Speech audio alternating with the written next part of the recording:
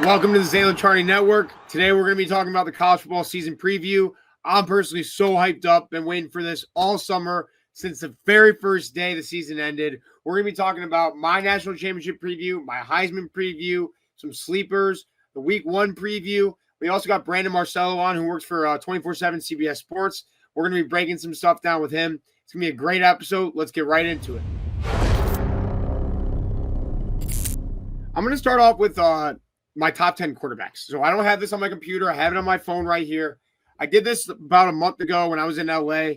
I was at breakfast. I did a funny video on it. I just cooked on my top 10 quarterbacks.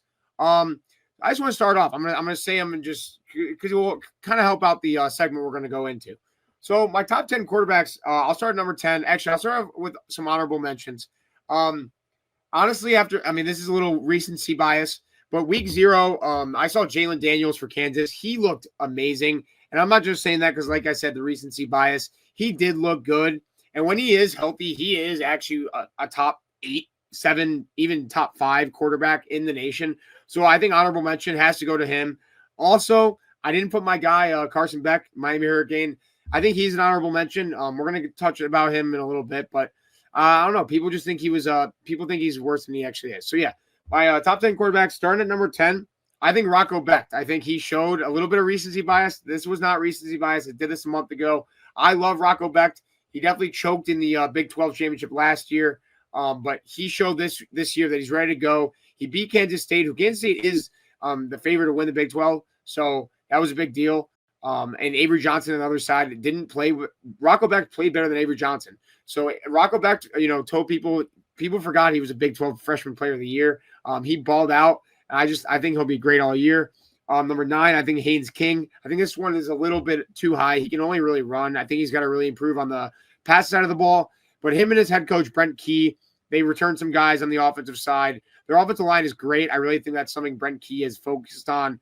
I think Haynes King is he's a gamer, man. He's a gritty guy. He beat Miami last year. He's a gamer. I think he'll do great. Number 8, I have John Mateer. Another guy that I'll be talking about a lot this episode. John Mateer, I'm so high on. I think he's going to do great. I think he's going to save Brent Venables' job. I think he is going to do great. They brought his offensive coordinator from his school, from Washington State. He's played a lot with him. I think he's going to do great things for Oklahoma. He's going to save Venables' job. Number 7, Sam Leavitt. I think he's a little too high. I think he's getting a little too overrated. I think Arizona State in itself is a little overrated. I think the Scadaboo leaving is going to be a big loss. I think there's a lot of games that they're gonna be wishing they had Scadaboo. And obviously he's an NFL running back. Obviously, you can't just replace NFL running backs here and there. But I just think Kenny Dillingham, you got Sam Leavitt, Kenny Dillingham. They're gonna want a guy like Scadaboo, and they're not gonna have him anymore. So I think they're gonna take a step back as a program. I think Leavitt can still play good. I mean, I have him at number 7, but I think there's some room for dip there. Number 6, DJ Lagway, who I think can be the top quarterback in the nation. I mean that if he is healthy and the Florida Gators figure it out, I think he has the talent to be the top quarterback in the nation, number 1 overall pick. He has a arm that he's a gunslinger. That's all I'll say. He's a gunslinger. He can run the ball. He's a 5-star, number 1 quarterback in the nation when he was a recruit. He's a gamer. That kid is just a gamer. Just got to see what the Florida Gators are about. I don't think they're going to be good this year at all. I think Billy Napier gets fired after week 5. We'll see about that. Number 5, I think Lenore Sellers. I think this guy is getting a little too overrated. I did a little more film on him. He was really good last year, and him and Beamer I think are a great duo. I just think he's getting a little too overrated. I just think he is a little overrated. He's young. He was young last year. I know he did pretty good last year, but I don't know. I just think he's got to improve on being smart and also staying healthy. I mean, he didn't stay in games last year. He lost South Carolina games by coming out of the game. I know that's not, you never root for injuries. You never, you can't plan for injuries, but he just got to stay healthy and stay smart. Number 4, Drew Allar. I think this Drew Allar, I think he's a great quarterback. He shows good tools being an NFL quarterback, but there's a difference between being a good NFL quarterback and good college football quarterback. I don't think Drew Allar, I mean, I'm not going to say he's not a good college football quarterback, but he hasn't won a big game. He hasn't won a big game. Like he's played good in maybe one good big game against Oregon in the Big Ten championship, and they lost. So I don't know if that's James Franklin, but right now, maybe it was James Franklin the last 3 years, but right now it's on you, bro. Drew Aller, you need to win some big games to be in that top spot. People still think he's the top quarterback in the league, in the nation. I just don't think he is, just because of that talent dropout, the skill drop off when he plays big games. He just crumbles. He just kind of craps down his leg, and I don't think that can fly to be a top quarterback in the league, in the nation. Number 3, Arch Manning. I mean, what more can I say about him? Probably the most hyped up guy we've had since, I don't even know, since Cam Newton. I'll say it. Like, the guy, I don't know if it's about the last name on his jersey. It's not. The dude can actually game. Like, the dude can ball. He can run the ball. He can pass. He's a baller. He's got it in his blood. We'll see what he's got week 1. I don't know. Garrett Nussmeier, number 2, LSU. Not the biggest fan of his head coach, Brian Kelly. I still think he's got the intangibles to just be a top quarterback in the league, in the nation. He's wearing number 18 this year. I like that. I think he's going to ball out. I just hope LSU can be good. They reloaded on both sides of the ball. I don't know. I don't like Brian Kelly. I don't think he's a good coach. And their schedule is really tough. They got Clemson week 1, and with Garrett Nussmeier having all this hype and playing this hard schedule, like, he's going to have that higher standards. Like, he's going to have to ball out against Clemson. And I think as soon as they lose against Clemson, he doesn't play, the best, or his stats aren't showing that he's the best. I just think his hype will go down and down and down. And that's just how it will be with LSU until Brian Kelly, wins a game or two. They get the hype back, and then he loses another game. So Garrett Nussmeier at number 2. Number 1, ACC quarterback, Cade Klubnik. The guy's, he's a senior, 5-star. He's a baller. He's got Dabu. He's got the weapons for once in his career. It's crazy to think that he's never had these type of weapons. Antonio Williams, receiver number 0. You guys will see him week 1. He's a baller. Watch out for Cade. I don't think Cade, I'll spoil my Heisman pick right now. I don't think Cade can win the Heisman. I think he's going to be more of a game manager, just winning games, trying to go for that national championship that a lot of people think Clemson's going to go for. All right. Those are my quarterbacks. I just think that would be a great segue into going into it. So let's start off with some headlines, storylines going into the season. I think this season has some hype going into it, man. Like, I don't remember the last time there's been this group of like talent, but with question marks, if that makes sense. So you got just some headlines I cooked up. I want to talk about. Let's just talk about the quarterbacks. Can this notion of this quarterback talent getting wasted by terrible coaching and terrible defense go out the door this year? Because I really think there is a high chance that, obviously DJ Lagway, John Mateer's up there. There's a chance that Garrett Nussmeier because of Brian Kelly. You could even say Drew Aller. I don't know, with James Franklin. Like, there's a lot of quarterbacks in the past 5 years, Caleb Williams, Cam Ward, Jaden Daniels, CJ Stroud, Justin Fields, like, they get wasted because of these bad seasons, these bad defensive seasons. And did I say Cam Ward? The Miami Hurricanes defense was so bad last year, and I had to watch Cam Ward, and I loved watching Cam Ward every weekend, but watching that defense play was just so bad. So I just want to see how these quarterbacks, Lenore Sellers playing in South Carolina, they don't have a lot of defensive help, and they're playing, those top SEC dogs every week, excuse me. So I just want to see how Lenore Sellers, guys like TJ Lagway, like I said, how can they, does their talent get wasted, or can that notion of just good quarterbacks, be on good teams, can they develop, or do the coaches really gonna just throw them out? Because like last year, Cam Ward, like I said, terrible. Caleb Williams, terrible. So I just want to see, can this high quarterback talent of play, this high quarterback play does it get wasted? Because we see it more often than not, maybe once or twice a year. And I hate to see it. I hate to see it. Obviously being a Miami Hurricane fan last year, I hated to see it, but I want to see guys like DJ Lagway ball out. I don't want to see Florida going 4-8. And just because of that, DJ Lagway is just nothing. Like, obviously he's young, so there's time for him, but like Mateer and Nussmeier and Aller, like, Mateer is a big question. Like, is Oklahoma just going to waste him? Like, is he going to be another Cam Ward?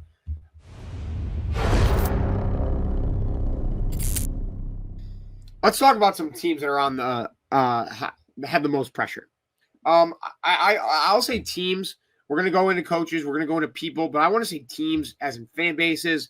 We'll say if week one they lose, what's gonna happen? Because I don't even know if it's week one, but let's just get right into it. Because if Alabama loses in week one against Florida State, the city of Tuscaloosa will be burnt down. And I'm not saying out of happiness. It will be burnt down with Caleb DeBoer in the debris. And I mean that. Alabama fans are not ready for a 9-win season again. They need to start off hot. And obviously, I don't think they're going to lose against Florida State. But this team is just under pressure in its own. They think they know they have a guy in Ty Simpson who I'm very high on. They know they have guys. They think they got the team to win the SEC. And the fact that Caleb DeBoer, that he does this. In year two, he takes the jump. At Fresno, he had a big jump. At Washington, he went to the national championship. So it's like, can Caleb really do that jump, make that jump? Because Alabama fans are kind of waiting for that jump. They're Alabama fans they're not nice. They're not going to give this guy, they're not going to give Caleb a bunch of time. And this is the time for DeBoer to, take that jump like he always does at every team. And I think he does. I think he will. We'll get into that a little bit later. But I honestly think he'll diminish some of that heat that he has. But I definitely think just coming from a fan base perspective, like DeBoer, you got to win 10 games. You got to make the playoffs this year. It has to happen. And you got to beat Florida State week one. Staying in the SEC, I'll say LSU because I think LSU, it's kind of the same thing with Penn State. And I put Penn State in another category you'll see in a second. Same thing with LSU is this is their team. These are all the guys they developed. They think this is their best shot with Nussmeier, with Durham, with guys on the defensive side. I mean, they do have young guys. DJ Pickett, 5-star, 6'4" corner, freshman, not even starting. I mean, that's unreal. DJ Pickett's going to be a dog. Remember that name. I just think LSU, they know this is their time. And I just think if they go down, they lose against Clemson, okay, not a big deal. They're still in the playoffs. But then you go into the season, you can't lose a game in the SEC. You can't lose. I mean, you just can't lose against any team you play on any Saturday. So I think that pressure just ramps up week one. And, I mean, man, Brian Kelly, you got to get out of there, dude, if you don't win more than 10 games. I mean, I don't even know if it's 10 games. I think it's playoffs or bust for Brian Kelly and LSU, or he's done. Yeah. And the next team, it pains me to say, but it's Miami. It's Miami. If Miami doesn't go in after, Chris Paul's fourth year here in developing, he's had 5 classes now under his belt. There's no excuse. You had the quarterback last year, didn't have the defense. So you got the quarterback this year. You got the defense this year. What's the question mark? It all boils down to Mario Cristobal. Is he a good head coach? His total record doesn't speak for it, but his recruiting is great, and he does have the Miami program. He has him like this. Like he's a Miami Hurricane, and he's not going to go away. I don't think they fire him if we have a. No, I mean if there's anything under ACC championship, I think Mario Cristobal goes into the season next year, seat scalding. I mean scalding. This Miami team, yes, last year may have been better. We lost a lot of talent on the receiver, on the offensive side, but it's a brand new secondary, literally a brand new secondary. They retained one guy from that secondary. They reshaped the whole defense. It was so bad. So there's no excuse this year. Those are the 3 teams that I think just facing the most pressure as a fan base. Because like I said, like maybe besides Brian Kelly and DeBoer, I don't think any of those guys get fired. Like DeBoer and Brian Kelly won't really get fired unless obviously they have terrible seasons, same as Cristobal. But it's just the team as a fan base going into the next season. Like you can't go into the next season with a shitty season. So with that, coach on the hot seat, I think, like I said, I mentioned earlier, Brent Venables. I think Brent Venables has been awful at Oklahoma. It was a little bit of a questionable hire. He was great at Clemson as a defense coordinator, but going from the Big 12 to the SEC, he hasn't been good at all. He's been terrible, and he's fighting for his job. Realistically, John Mateer and Jay Knott, are gonna win his job back. And I really think Venables will win his job back because of John Mateer, because of Jay Knott, because of the reloading they did in the portal. But I do think his ceiling is very high. Meaning he can't just win 8 games and call it quits. Oh yeah, we had one good season in Norman. No. Those Oklahoma fans are going to want more and more and more and more. So I just think a 9-3 season in the SEC, sure, take it. We'll take that. But anything less than that, Venables, see ya. I really think so. I mean, you have the talent there. Unless Mateer's not the guy. I mean, dude, you went out and got Mateer. Not only did you get Mateer, you got his offensive coordinator, and you got a 5-star running back in Jay Knott, a proven 5-star running back in Jay Knott. I think if they can stay healthy, there's no reason that Venables should not win more than 9 games and maybe sneak into the playoffs. My last coach that I am very passionate about, I think this is going to be probably one of the biggest headlines in the offseason. If Penn State does not make it or win the national championship, I think James Franklin is gone. I think they go out and try to hire someone big, maybe a guy like Nick Saban. I don't think Nick Saban would ever come to Penn State, but I think they make that splash. I think they get rid of James Franklin. He's just very mediocre, and like if he's not better than that after having his best roster easily, hands down, top to bottom, best roster he's had as a coach at Penn State, there's no reason why he should leave. They've been bringing in the talent too, which would show that if James Franklin can get out of here, maybe we can start developing some of these players that James Franklin wasn't. Because obviously, I don't know what it is. If they don't win the national championship or make it to the national championship with the offensive guys they have, with Singleton, with Allar at his best, I mean, come on. There's no reason why that James Franklin should be still employed by Penn State. Yeah, get out of here, James Franklin. Make or break for you. I got a little extra hot take to keep you guys there. Hope you guys are still watching. All 3 Florida schools are on the hot seat. And that's a big deal. It hasn't been a big deal in the last 15 years, and that's why it's a big deal. There hasn't been this much mediocrity coming out of the Florida schools in the last 20 years since ever. I mean, it's crazy. It is crazy. Florida State, Norvell going, 2-11 last year, 2-10. Terrible. I think he needs to go. I think he's not a good coach. I think he had a really fluky year with that undefeated season 2 years ago. I think Norvell needs to go. I think Napier needs to go too. I know I sound like a biased Miami Hurricanes fan, but 2 of those guys, I just think they've lost their locker room already. They've lost their fan base already. Napier a little less because of Lagway, and I think Lagway is Napier's guy, and Napier's Lagway's guy.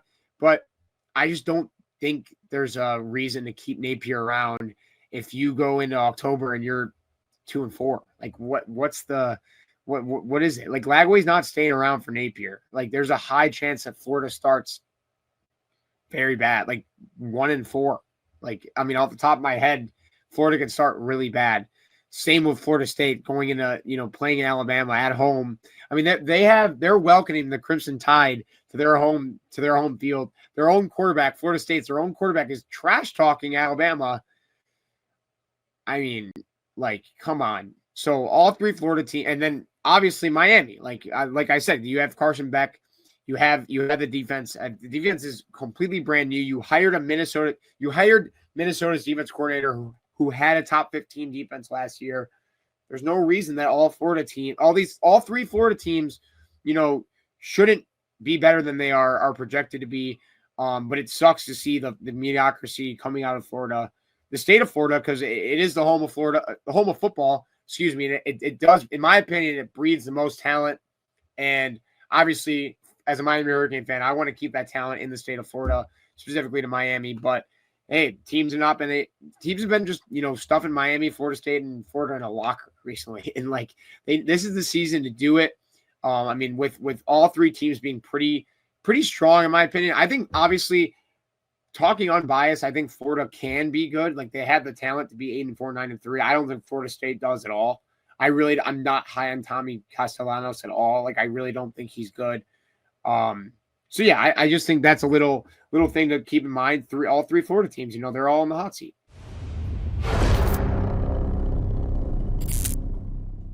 All right. Let's go to conference championship picks. This is took a little bit. It's hard. I just want a good season, man. I don't want the worst is when a conference is getting blown out by something. And we haven't seen that in a while, but I just really think that this year is going to be interesting with a lot of high quarterback play, and a lot of hot seats, like I said. So jump right into it. Let's start with the mother load. SEC. I'm gonna go with Alabama. I was talking about DeBoer at the start of the episode. I had Texas in there. I had Georgia in there. But what got me to really pick DeBoer is the leadership that he's got with Alabama after being there for a year, after another year. The jump he makes when he was at Fresno, and the jump he made from when he was at Washington. That year 2 jump has been so critical, and it's not happened not only once at a smaller program, but it happened twice in a big way. He took Washington after being there for 2 years, or after being there his second year.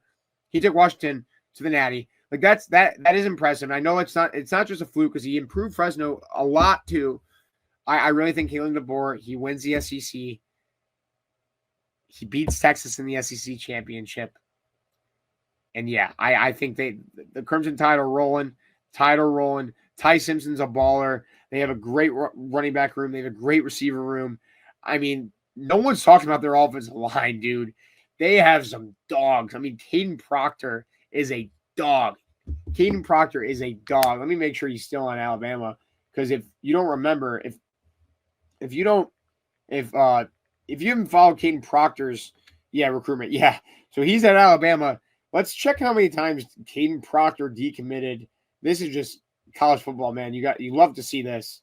I want to say Caden Proctor decommitted like 4 or 5 times, but the dude is a dog. He's probably the best left tackle besides.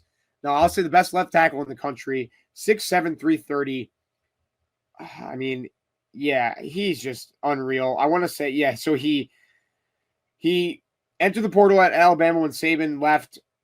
He was committed to Iowa at the start of his commitment, decommitted, committed to Alabama, signed to Alabama. Saban left, Proctor left, transferred to Iowa, left Iowa, and he's back at Alabama. So he's been there for a year. He's been there since April 2024. I mean, I think he's going to do great. They have the trenches. They're going to win the SEC. Big Ten. All right, big pick. I live with 14 Ohio State Buckeyes. I go to school at Ohio State.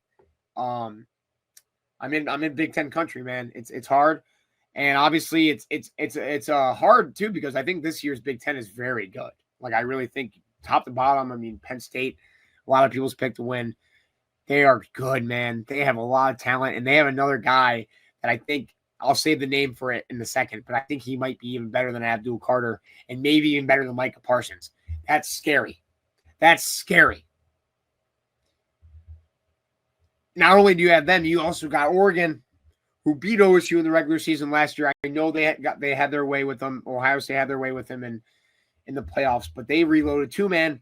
And I thought Dante Moore was going to be a question mark, but he's not. He's not at all. Everyone in Oregon is saying he's not. Like, he's just not a question mark. He's not a problem. And hey, I mean, obviously people in Oregon, what are they going to say? It's a question mark, but there hasn't been a competition. And there has been competition in Columbus. So just a lot of things to think about. I was around USC a lot this summer when I was in LA. I know a lot of people are writing off Lincoln Riley with that tough schedule, but they have a lot of talent over there. It was hard. It was a hard pick, but I think this year Ryan Day gets it done. I think Ohio State wins the Big Ten. I really do think they win the Big Ten. I just think there's too much talent, too much moxie that these Buckeyes got to just go into Ann Arbor. I think they're going to beat Michigan in Ann Arbor for the first time in 5 years. Michigan having a freshman quarterback, and I just think not enough people are talking about Julian Sayin. I mean, people need to just shut the F up about quarterback battle. Like, obviously, I know Julian Sayin got announced as the quarterback last week, but come on. I mean, when was the last time Ohio State didn't have a quarterback battle? I mean, I remember when Justin Fields was here and he was quarterback battling with, I don't even know who his backup was off the top of my head. and it goes on from there. Like Stroud was battling. Like, I mean, it's ridiculous. So the fact that the notion that Sane was battling for his job is, I don't think that's much of a notion, but the fact that it was a quarterback battle, it's a Ryan Day stunt, which I like. It's an Ohio State stunt, which I like, but it's kind of just them saying like, hey, we got a baller. They're saying that we got a baller in Sane. And I think Julian Sane is going to win Big Ten Player of the Year. I think he's going to do really good. I think he's going to be a baller. That boy, that LA boy, he got that flow. I think too many people are talking about Jeremiah Smith. I mean, I'm obviously talking about him. People are talking about the defensive side. They're talking about Caleb Downs. They're talking about Arthur Reese. They're talking about the corners. I just don't think there's not enough talk about Julian Sane, how good he's going to be. Not like lights out, 450 yards game, 5 touchdowns. I just think he's going to be a game manager. I think he's going to be smart. I think him and Hartline and Ryan Day are just going to be a great trio. Actually, I'll throw Jeremiah Smith in there. Obviously, a great quad pair. I mean, just come on. Like, I just really think they're going to draw some stuff up for him. And it's crazy to me that the fact that Julian, just because of Nick Saban, and I know this is such off topic, but the fact that Nick Saban retired, that's the reason why Sane has been kind of forgotten. He left when he was a young kid. Ooh, excuse me. He was a young kid. He early enrolled when Saban was there, and then Saban retired. And Julian Sane was 17 years old when he early enrolled, and his main recruiter, Nick Saban's not there anymore.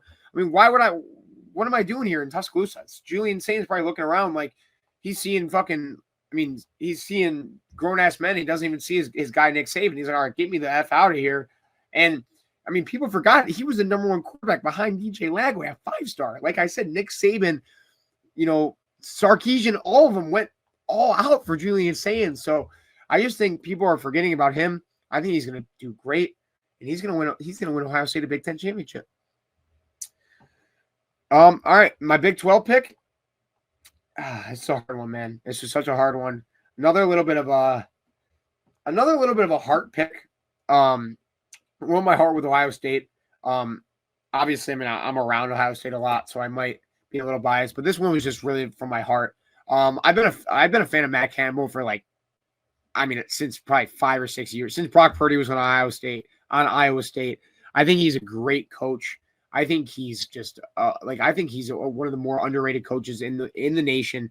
Iowa State, Matt Campbell. Yes, they got embarrassed in the Big 12 championship last year. That was bad. That was really bad. I thought he was going to outcoach Kenny Dillingham all game. Ended up being 44-17. I'll never forget that. But I think this year, I mean, obviously a little bit of recency bias, but this year, after having, year 3 of Rocco Becht, after a down year in his sophomore slump, Rocco Becht, Matt Campbell, you reload on the offensive side a little bit.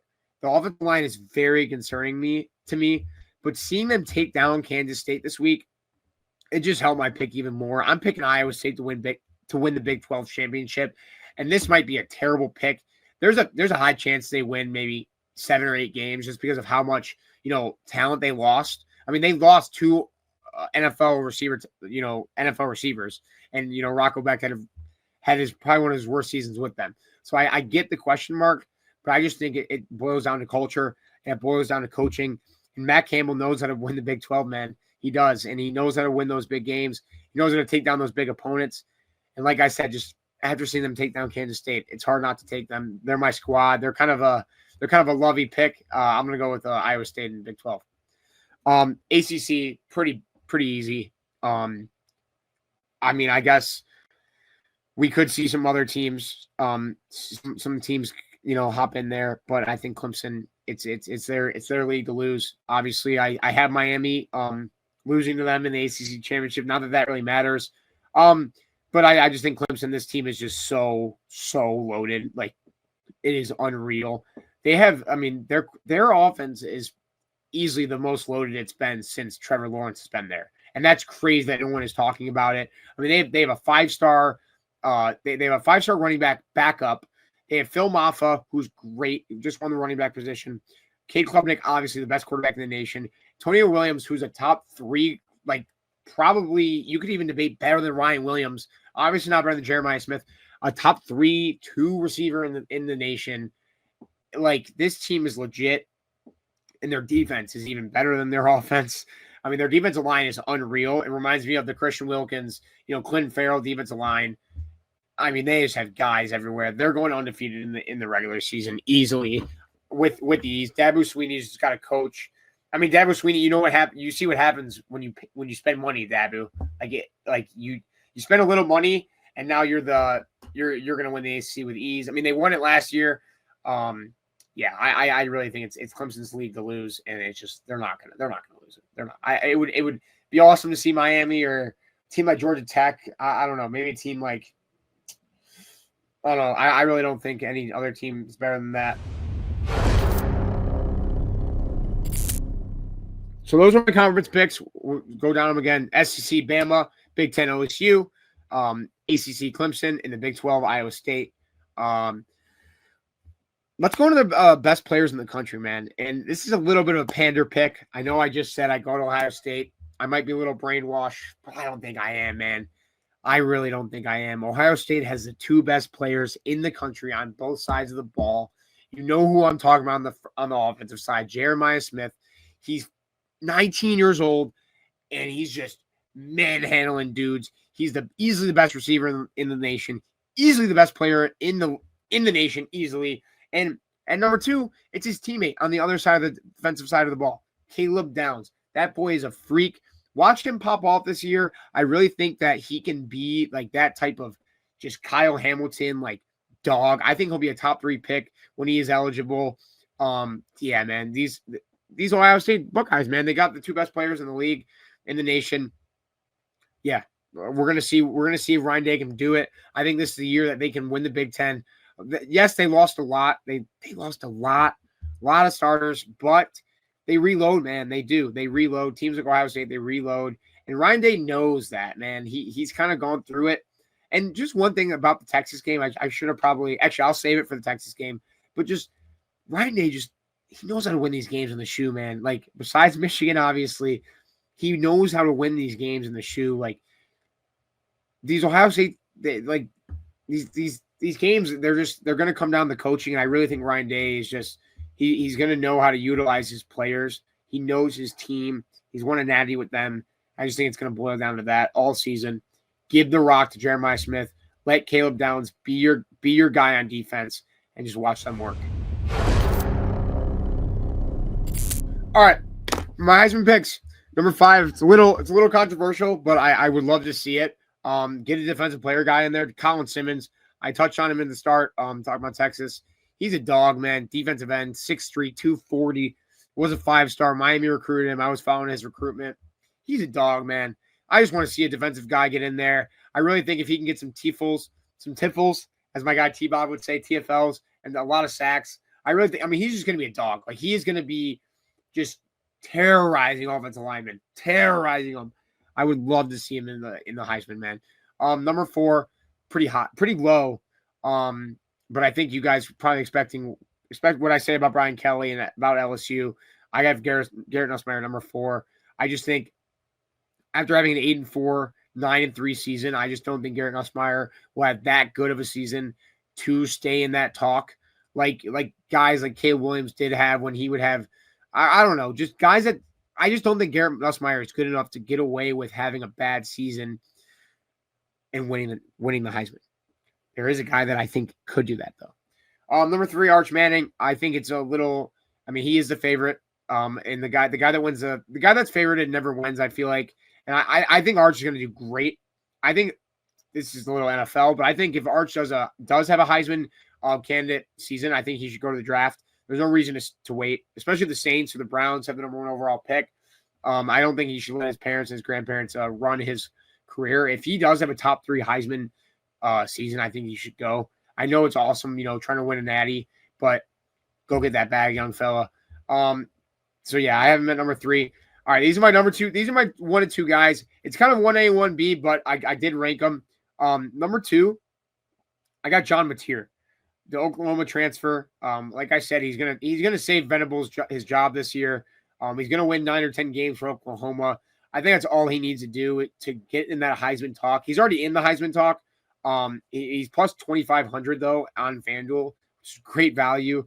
I don't know, man. I think he's a gamer. He's got his offense coordinator from Washington State. Like I said, he's gonna be a baller, and he's just gonna be on one of those teams. Like I said, that he can get away with winning 8 or 9 games if he's balling out against these SEC teams, which I think he will. Those video game like numbers. If he's having those video game like numbers, but Oklahoma just, Venables just the team isn't good enough to win. I still think Mateer has that hype, especially playing those SEC teams every single week. If he can consistently, put up numbers by also playing on a team like Oklahoma, and having the hype going into the season, being a transfer, having your OC, it's all about hype. I think everyone knows that. So I think John Mateer is a great pick. But number 1, I just hyped him up a lot. I've been hyping him up a lot. Jeremiah Smith. I mean, like I said, I go to Ohio State. I'm on campus. I've been on campus for 2 weeks. And I've probably seen the Jeremiah Smith highlight video 50 times. I mean, the guy's a dog. I don't really know what else I can say. I don't really think the offense is going to take a step back. I think Julian Sayin is going to do great. I think he's going to have I wouldn't say a better season than Will Howard, because obviously Will Howard had an amazing season, but I think Julian Sayin is going to have a lot more cleaner. I think fans are going to be a lot more high on him than fans are now. And yeah, I just think Julian Sayin, he's going to get Jeremiah Smith that Heisman, and I think Jeremiah Smith is going to do something, and he's going to show, he's that generational talent. He's that Megatron. Smitty did it. Jeremiah Smith's doing it. Book it. Jeremiah Smith Heisman 2025. Book it. Let's get into the nitty gritty. Week 1. Week 1, fellas. Let's get right into it. All right, where do I want to start? All right, I'm gonna start off with a little hot take. We have Syracuse at Tennessee. You see at Tennessee on your ESPN app, on your college football app, whatever you're seeing it. It's not in Tennessee. It's not in Rocky Top. It's not. No SEC country here. They're going to Mercedes-Benz Stadium in Atlanta. I know that's a little bit of SEC country, but I got a little bit of a hot take. I think Syracuse and Steve Angeli walks into Mercedes-Benz Stadium and takes down Tennessee. Just gives SEC a little bit of a punch in the mouth. I think Syracuse does have a good quarterback, Steve Angeli. I just think it's a great upset. It'd be a great upset for the league and for the nation. And I could totally see it happening with Heupel and just Tennessee not getting as much hype as people like. Just there's not that much talk about Tennessee. Usually that's a good thing, but I think, in my opinion, like they're kind of writing off Joey Aguilar as a good coach, Joey Aguilar as a good quarterback. And yes, he was good at Appalachian State, but like Appalachian State is a lot different than this big boy ball, even the ACC ball. Like obviously Joey Aguilar is going to have to go play against teams like Alabama, teams like Georgia. He's got to play against Syracuse first, not in his own home stadium. So like I just think it would be a little bit of a lot going on for Tennessee, for Syracuse, but I just think it's a trap game. It's a trap game. That's my take on it. Trap game. Syracuse takes down Tennessee. No, it's a neutral site game. No home field advantage for Tennessee. Syracuse taking down Tennessee. Book it. All right. That's just a little hot take. Let's get into a real preview here. Let's start off with the game everyone's waiting for me to talk about. Texas at Ohio State on campus, where I'm sitting right now. Only 15 minutes away from where I'm sitting right now. Noon on Saturday. Biggest game. It should have been 1 versus 2. That's another topic I want to talk about real quick. How can the NCAA, how can the coaches poll, whatever the poll, so many polls. There's so many polls. Just give me one poll, like a week before the season. We don't need 6 polls. Because I was so excited. I thought we had 1 versus 2. And obviously that was a little bit of a casual take by me. I didn't realize that wasn't the official poll. But how do you have Ohio State, Texas 1 versus 2 in a poll? You advertise 1 versus 2, and you effing let and mess up the polls. 1 versus 3. All right, whatever. So 1 versus 3, Texas versus Ohio State. Texas, I believe, Ohio State's favored. Let's just jump right into it. I think a lot of people have Texas winning this game. I think a lot of people have Arch Manning coming into this game, shutting up the horseshoe, shutting up the crowd.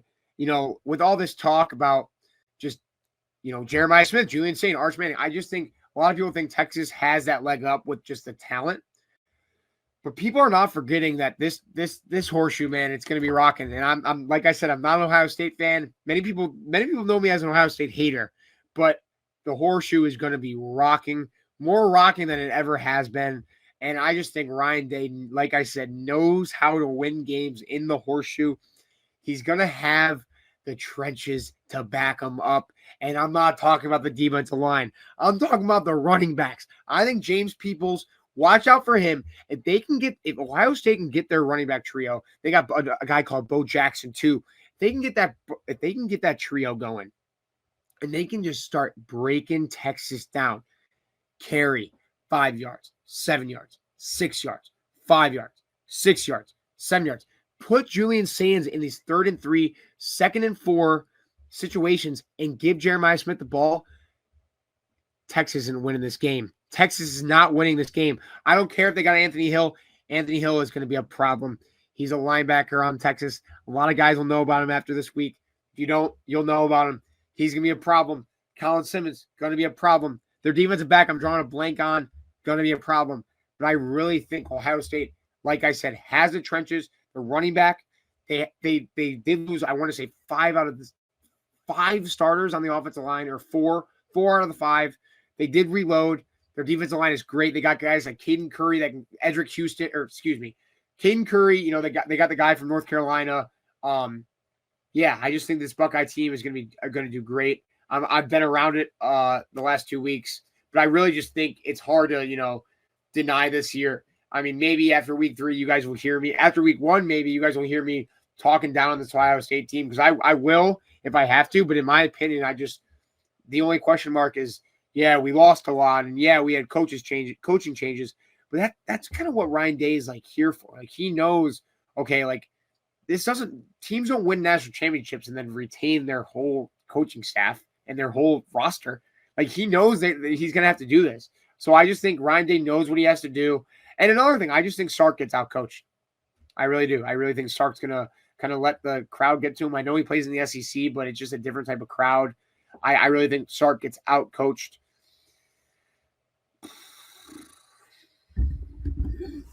Ohio State 31, Texas 20. Go Bucks. My first pick of the week. Okay, next one. This short and sweet. Alabama, Florida State. There is a 0.000000000% chance Florida State wins this game.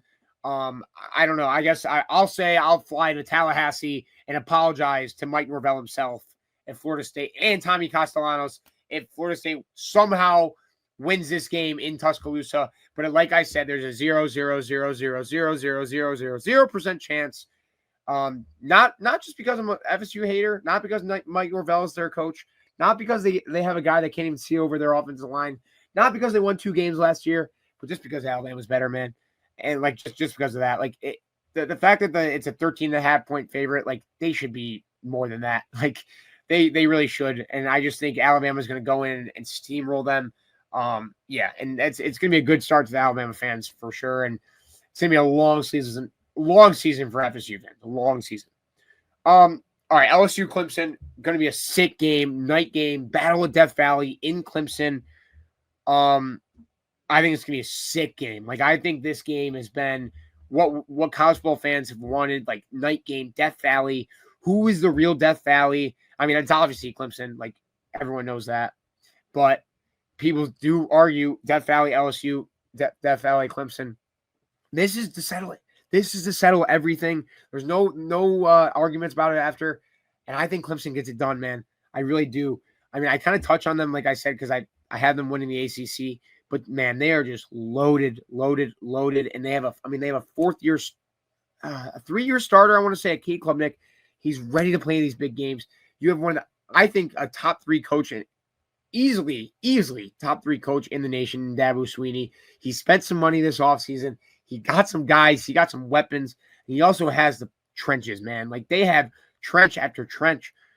So I just think Clemson gets it done. I think, another case of just getting out coach Brian Kelly. I mean, he's 0-3, I want to say, Yeah, he lost 0-2. He lost 2 games straight to Florida State back-to-back years, and then he lost to USC last year. A terrible USC team last year. Yeah, I really don't think Clemson wins. Or excuse me, I don't think LSU wins. I think Clemson wins this. I think it's gonna be a good game. I want it to be a good game, but I just think Brian Kelly at the end of the day kind of shits down his leg, craps down his leg. Clemson 34, LSU 30. That's a prediction. Okay. All right. Biggest game of my weekend. So most of you guys teams are playing on Saturday. And then usually during NFL season, your other team plays on Sunday. For me, this weekend, my only team is playing on Sunday. I love it. It's a lot of hype leading up to it. I got to go through a whole weekend being around Ohio State fans, hyping them up, being a good sport. But it's pretty brutal. I will say I like it because it's just that end of the weekend thing. That's what you're waiting for. But also it can ruin my week, man. It really can. I will say I'm a little nervous, but I'm also excited, man. I mean, no matter what happens on Saturday night, like no matter what happens, if the city of Columbus is burning down celebrating, or it's filled with tears because SEC, Sark came in and balled out, I'm gonna be going to bed, happy because I know I got the Hurricanes playing the next day. No better feeling than having your team play the next day, and it's just funny that I'm kind of in a different territory, and I got to wait an extra day, which I kind of like. I got to earn it. I'm hoping all my roommates going to win so we can go 2 for 2. Because I already know if OSU wins, it's not going to be a fun day with me. Even if Miami does win, no. But to get into the preview, I really think Notre Dame's. I think Miami's defense is going to win this game. I think we can talk about Carson Beck. You can talk about him, whatever, how he is off the field. No matter what you say about him, he was a good quarterback like 2 years ago. Like before he got plagued with Georgia's awful Butterfingers receiving room last year, and then he got hurt. He was a top projected overall pick in the draft. So it's like the fact that people say Carson Beck isn't good at football. Oh, Georgia rallied around Gunnar Stockton. Yeah, sure. Okay. We'll see. I'm not going to go into that because I really think it won't show this game. It won't need to show. Notre Dame's facing a first-time quarterback, and in CJ Carr. He's a freshman, just got announced last week. And I just think our defense, like I said, Miami's defense is literally brand new. Well, their secondary is completely brand new. They brought a new defensive coordinator in. I just think this they're just going to give CJ Carr, the freshman, hell. I think that's what Corey Heatherman, the new defense coordinator's plan will be.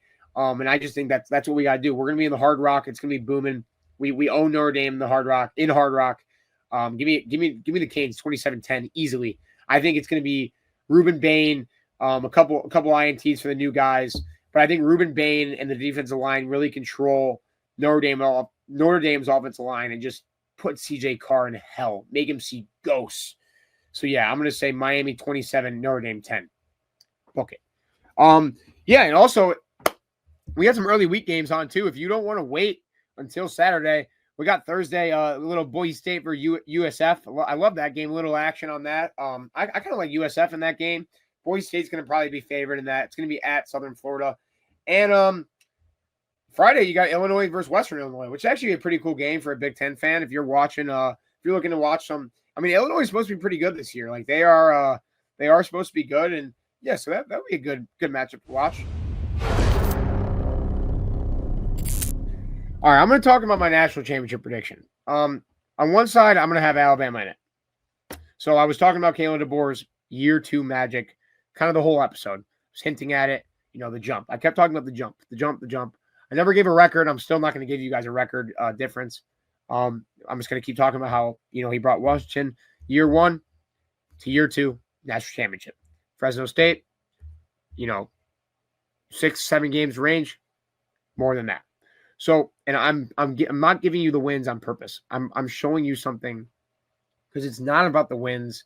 A lot of teams, Norvell did it with Florida State. He comes in, he wins more games. A lot of teams can do that. A lot of coaches can do that. A lot of coaches can't do that. A lot of coaches can come into the program and not turn anything around. Kalen DeBoer is that type of guy that is waiting for that year 2 turnaround.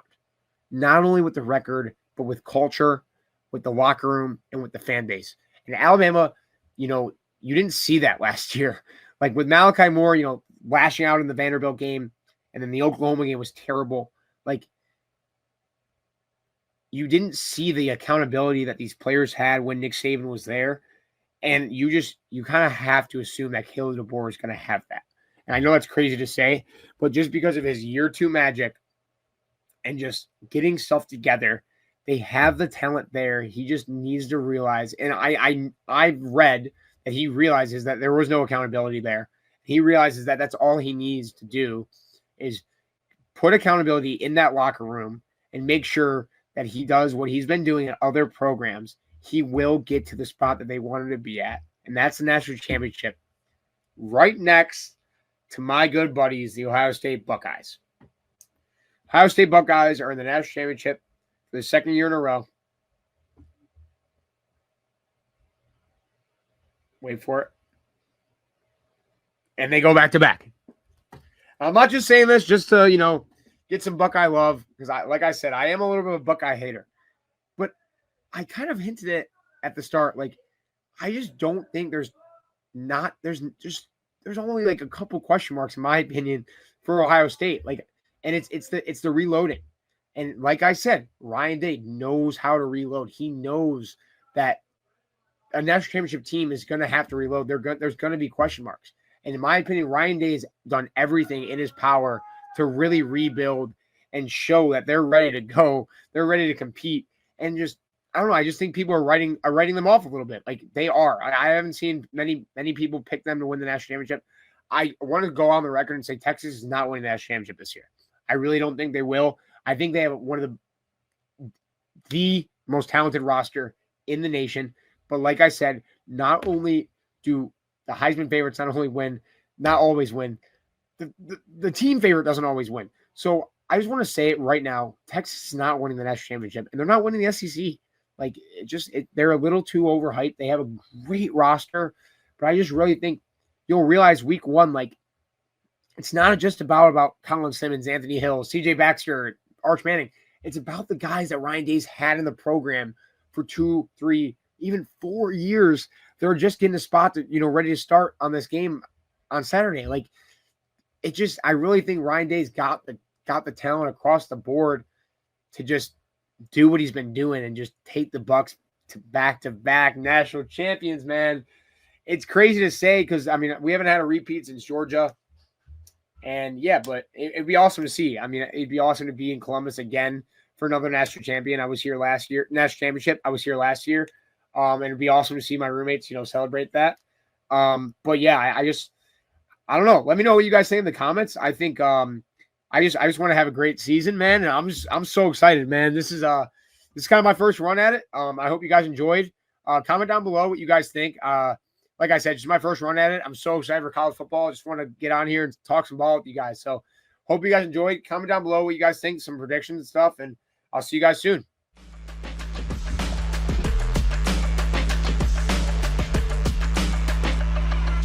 All right, guys, if you're still watching, still listening, thank you so much. If you are watching on YouTube, you might notice that I'm in a different room than my own room that we recorded the first start of the podcast on, because I'm actually in the Ohio State RPAC right now. I'm working for Fox Sports Big Noon Kickoff as a production runner this weekend, and the RPAC is right next door to the Big Noon Kickoff set. So I had to sneak away for a second and walk into the RPAC. And luckily for the Office of Student Life, shout out them. They are letting me use this room to hop on the interview with Brandon Marcelo. So yeah, let's get right into it. And it's a tough interview. And if you're still watching, thank you so much. And let's get right into it, baby. Let's go. Boom. All right, guys, we got Brandon Marcelo here talking some ball, long-awaited interview. Me and Brandon have been, talking back and forth about the season. We've been waiting to get a preview started. How you doing, Brandon? Doing very well, man. Season's here, so I'm excited. Sure, man. That's all I'm thinking about. All we're thinking about is football. I'm actually in the middle of Ohio State.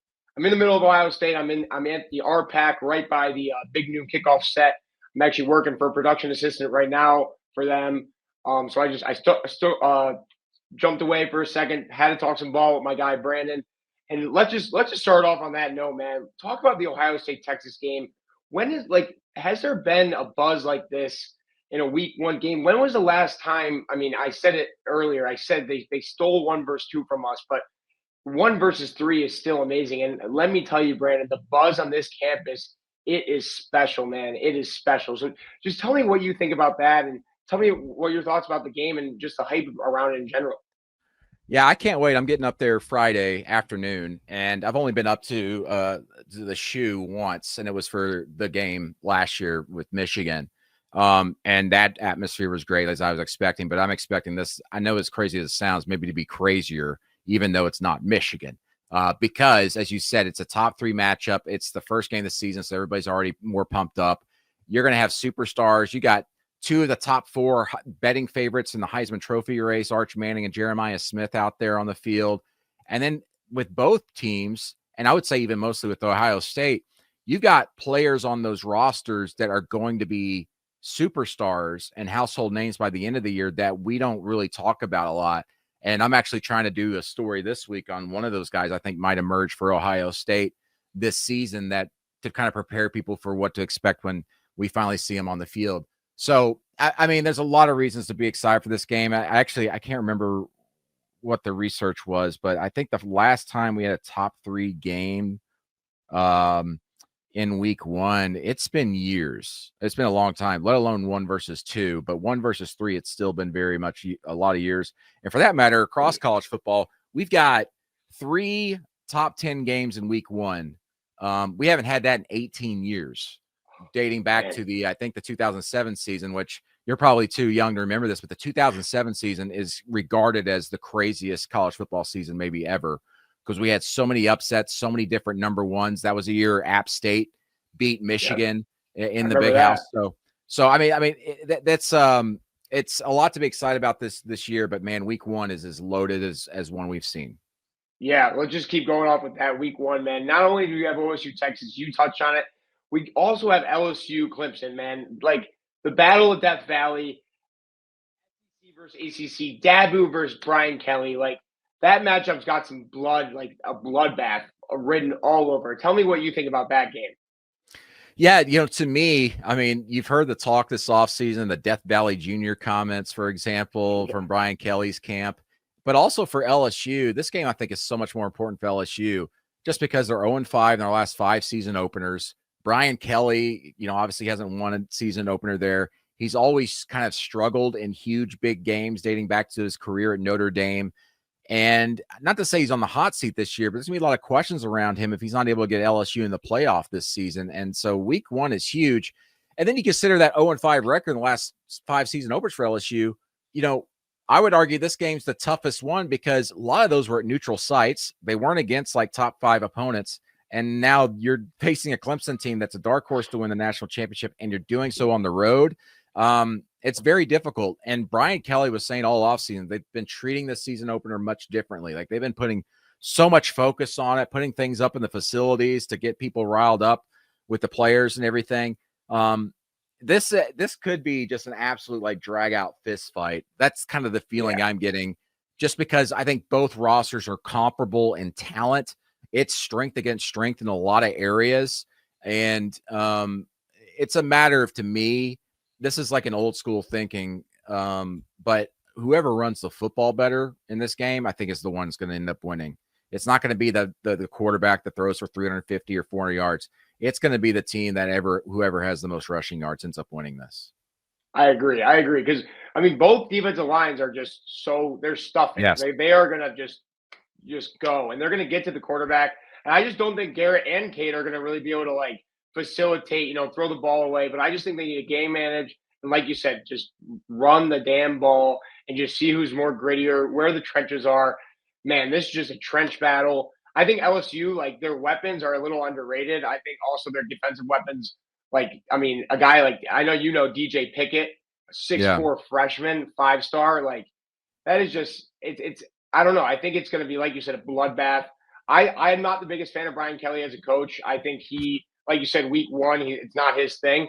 I think Dabu Sweety's going to end up pulling away on this one, but man, I just want a good game. This is just like you said, bloodbath written all over it. I've been going back and forth on this one. I ended up picking LSU, but my mind still might change before kickoff. But the thing to me is like the key for LSU is just that defense has to be better than what we saw last season.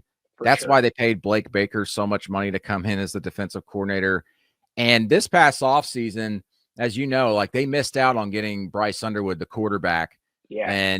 But in a lot of ways, that was a blessing in disguise because they've already got a quarterback, obviously, maybe not for years after this, but they needed to spend money on other pieces, especially defensively. And they absolutely loaded up and cleaned up in the portal defensively and also offensively, but mostly defensively. They got some pieces they really need to help with. And for that matter, they got really good guys returning. Whit Weeks, obviously, at linebacker, who I really love. And a guy that we don't really talk a lot about these days, but, you know, was huge 2 years ago was Harold Perkins. And mostly that's been because the coaches I don't think they've been using him correctly. So it's going to be fascinating to see how they actually use him this year and if they play him more in a natural spot that he feels comfortable with. But these might be, you know, by the end of the season, quite frankly, I know everybody will say Texas, Ohio State might have the best collection of talent, but I would argue maybe it actually ends up being LSU Clemson with the best collection of talent. Yeah, I agree. And honestly, with LSU, you said Brian Kelly isn't on the hot seat. I think if he can't win 10 games with this talent and the quarterback, and you waste another quarterback talent. I mean, he already wasted Jaden Daniels. Yeah. I just think, I don't know, a lot of LSU fans are going to be coming at Brian Kelly, but we'll see. I think, I mean, like you said, his week 1 record is not the best, but like you said, he's preparing differently. We'll see. Honestly, tying off of that, we'll just keep staying in the week 1 preview. I'm kind of in a weird spot because I obviously go to Ohio State. I'm on campus. I'm not an Ohio State Buckeyes fan. I'm a Miami Hurricanes fan. Oh, wow. And we play on Sunday night, which is pretty hard for me to, you know, go through the whole weekend with all my Buckeye fans. I live with 14 Buckeye fans, only other Buckeye fans. I'm the only Buckeye fan that's not a Buckeye. I'm the only kid in my house not a Buckeye fan. So yeah, I don't know. I'm nervous, man. I am nervous. I'm in hostile community. If Ohio State, no matter what happens, man, they're going to be coming for me just because of, you know, the U, man. So tell me about this. Am I going to be getting chirped by the Ohio State Buckeyes all Sunday night? What do you think? Because I'm getting a little nervous. I can't lie. They're going to chirp. They're going to chirp no matter what during the game, no matter what's happening. But you know, I picked Miami in this game primarily just because Notre Dame had a legitimate quarterback competition when I wasn't expecting one between CJ Carr and Kenny Minchie. Now, a lot of schools out there, like Ohio State, for example, will have a quarterback competition and name only to more or less just go to make the kid, the starter, think, okay, I need to work my tail off here and make sure there's no doubt. But Notre Dame was different. There was a legitimate quarterback competition there, I was told, and it went down almost to the wire. That concerns me because last year you watched Notre Dame. They were fantastic defensively. Offensively, what got them going, of course, was the running game, but also Riley Leonard just kind of saving their bacon at certain spots on the field, whether it was running the ball or just amazing passes. Can CJ Carr do that? I don't know because we haven't seen it yet. So that puts the doubt in my mind for them. They've still got a great running back in Jeremiah Love, who I think isn't probably getting enough consideration for preseason Heisman hype just because we don't give it to the running back anymore, it seems like. For sure. But Miami, I think, maybe has the better collection of talent. But the bigger question is just like, is that all going to gel together game 1? We saw how historically great they were offensively last season, but they were equally historically bad, especially in the secondary. They couldn't stop a freaking runny nose. And then you've got the offense that lose Cam Ward. But I'm a big believer in Carson Beck. And I sat down with Mario Cristobal this past spring, the day of their spring game, and he was like almost taking like a Moneyball approach. He would put 2 pieces of paper down in front of me and goes, listen, this right here is Cam Ward at Washington State. Here's Cam Ward on the other side of what he did at Miami last year. Here's Carson Beck, what he did 2 years ago at Georgia. And here are the numbers we're projecting him this year, if it goes along with. And they were comparable as far as production, not necessarily rushing yards and all that stuff. It was comparable in production to what Cam Ward was able to do last year. And the offense is going to look different with him out there because they're going to not necessarily throw the ball more, but they're going to hit different spots in the field to match his strengths. I know there's a lot of questions about, you know, is his arm fully healthy or is he going to be second guessing himself?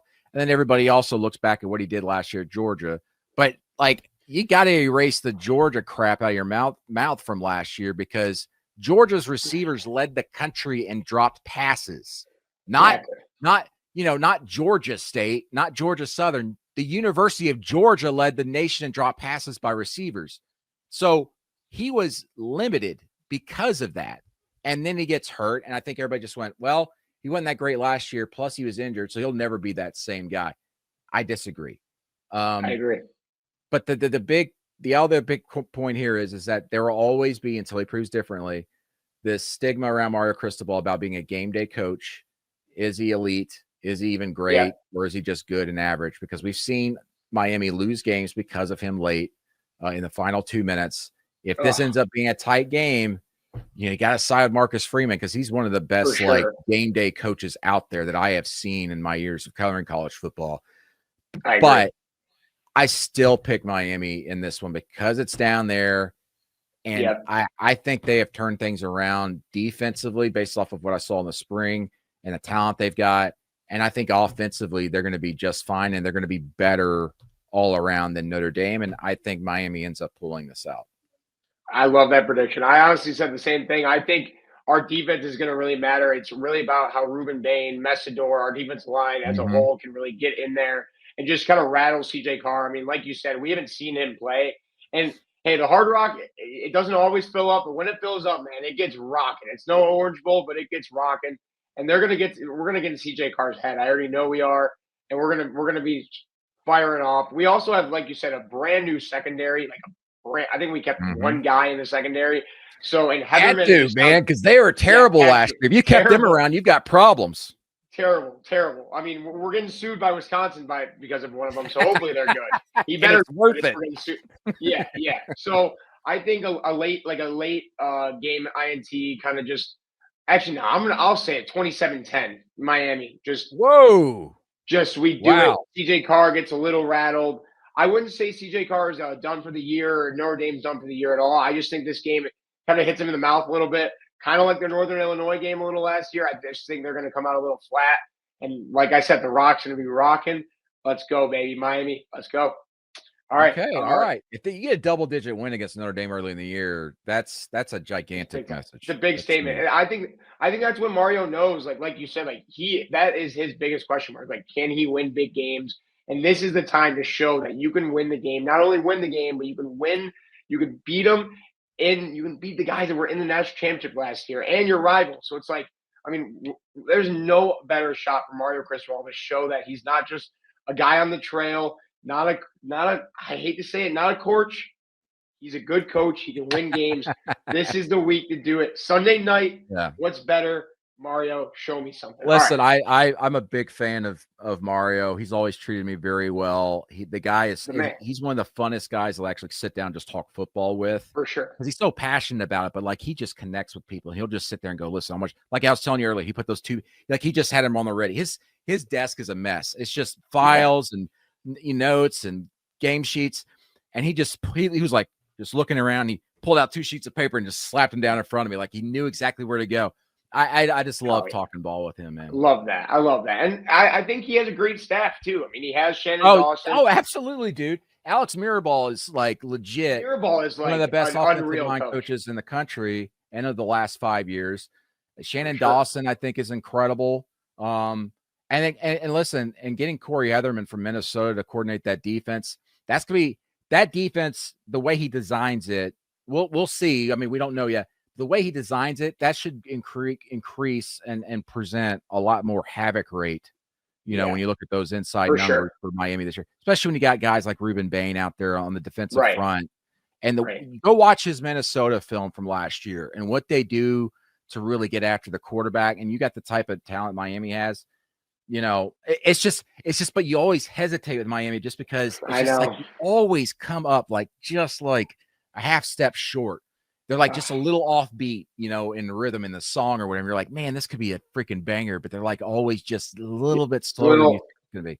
It's frustrating. It's one of the most frustrating programs over the last few years. You're telling me, man. I was sitting next to my dad watching the Georgia Tech game. He's not even that much a Miami Hurricane fan. He just roots for me.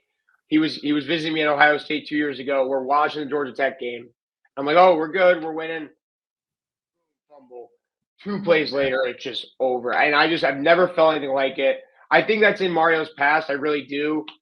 I think he has a better staff around him. I don't know. That was awful. And it's not just that moment. There are a lot of other Miami There are moments, others. smaller Miami moments, just like little penalty flags. Like I want to see if Heatherman can really like pull the defense together and just like have a clean defense, no Clean defense. BS, no PIs, no roughing the passers. Like that is no unnecessary roughness. Like that is something that we need to do. That's a game. That's how we beat Notre Dame by plus 2 touchdowns. There we go, right there. I like it. I like the courage, man. I like it. All right, Brandon. Tell me about a team, maybe from the SEC, maybe from the ACC, maybe from another conference that we're kind of just forgetting about. I have a team in mind. I think too many people are forgetting about Ole Miss. I think Austin Simmons. I think Lane Kiffin. I think too many people are. Jackson Dart's gone. We're kind of writing Ole Miss as 7-5, 8-4. I think Ole Miss can be really good. I don't know about playoff contender, but I really think they're gonna have some fireworks in them. I think Austin Simmons is very underrated. I think he can be maybe a Heisman underdog Heisman candidate. I don't know about that, but he's just athletic, man. He's a freak, and I don't know Lane Kiffin, man. I love Lane Kiffin. So that's my surprise team. But I want to know about your. I want to know yours. It's not necessarily a surprise, but a team that I think that like is legit national championship contender is LSU. Okay. They've got all the talent, they've got the coaches. I think Garrett Nussmeier might end up proving to be the best quarterback in the country this year. I think he could be better than Arch Manning. He could be better than Carson Beck. He can be better than Cade Klubnik. The other team that I think could be a surprise, maybe not necessarily a national championship contender, but a team that could maybe get in the playoff is Louisville. Jeff Brom is, I think, a top 5 coach. Not just because of what he did at Purdue, but you see it at Louisville, like the immediacy of which they're able to win games as soon as he got there, the consistency they've been able to do so. And then you look back at last year at some of those games. I mean, like the SMU game, for example. I mean, Louisville was just right there last season. They're able to run the ball effectively. I like Louisville as a team that maybe could surprise and be a playoff team, which I think is a bigger stretch to say than LSU winning the national championship, just because I think we've pigeonholed the ACC into being you're a 2-bid league team. I think they could be a 3-bid league this year. Agree. I think it could be Clemson, Miami, and maybe Louisville. I think that could happen. I could see a projection out there where that ends up happening. I love that. And they got that running back, Brown, correct? Isaac Brown? They're going to be able to run. Man. I'm trying to remember their exact production last year, but they're going to be able to run with the best of them this year because of what they've got. And Brown had 1,000 yards last year as a freshman. And I think that they're going to be able to be a team that doesn't rely on one running back. They're going to be able to rotate guys more.